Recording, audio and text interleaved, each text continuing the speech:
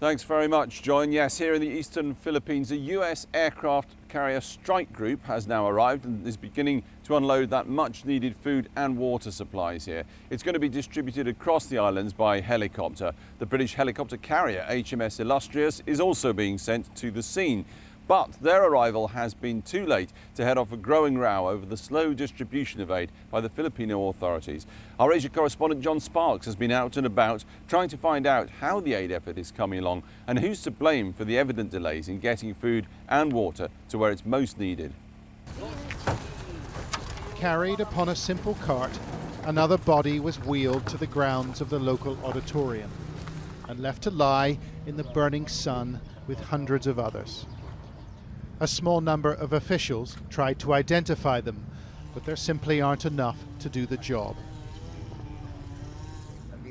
Up the street at City Hall, there were people willing to help, aid workers and volunteers here to help the living and bury the dead, but we saw them waiting for instructions or transport or supplies.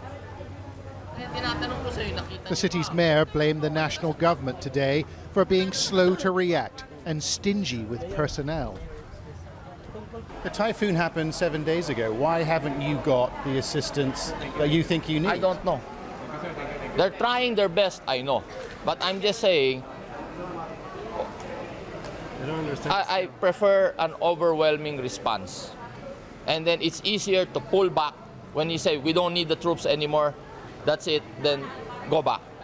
The mayor was struggling to cope with his emotions and the mounting demands of others. Things aren't working at the moment. Not the way People are desperate. Yeah. Well, you saw it yourself. How do I feel? I don't even have time. I did not have time. This is the same clothes. I don't have time. I'm trying to fix them first. And this is what I'm trying to get out. Get the news out. What we need here are more warm bodies to start doing manual labor. In a city where many are going hungry, there were signs of progress and manual labor at a local warehouse today. Volunteers preparing for the first delivery of food aid. And a national government minister was there to oversee it. We spoke to the mayor this morning and he said the national government wasn't doing enough. There weren't enough people on the ground. There simply weren't enough men here. Well, he was in tears. We understand that. We were the ones who saved the mayor. You know, he was in his house up, holding on to his rooftop. Maybe that's more of a political statement from him than a statement in reality. Why don't you go to City Hall and see what's functioning there versus what the national government is doing? Well, the national government calls this the Rice Brigade, and we caught a lift on one of the first trucks into Tacloban. It's taken 7 days to organise, but the first batch of food and water is now on the move, ready for distribution to people who desperately need it. But it's not a simple process. Splintered trees and precarious power lines slowed our progress, and the authorities worried our cargo would get hijacked. But we made it to the first drop-off point.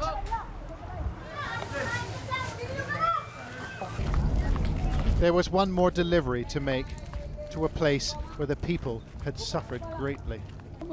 Bags of rice were dropped in the middle of the road, and dozens of people emerged from a giant wall of debris.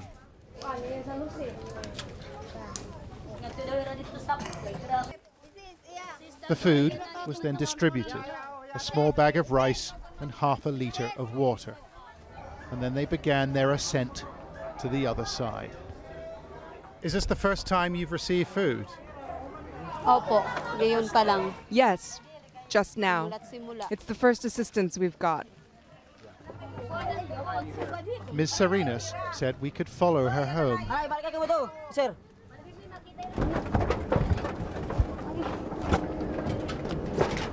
And we were astonished by what we saw. It's very difficult to know what to say. I'm standing on top of a community, a neighborhood, people's homes, people's lives.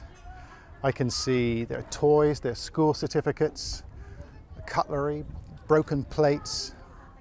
It's really a very distressing place to be. Amelia Serenas and her mother and 4 children don't have a choice, and they'll do what they can to survive. If there is food, we can eat. If there's none, we cannot eat. How much food have you had over the last couple of days? This is the only one, the first time. There is much fortitude here, where the living coexist with the dead.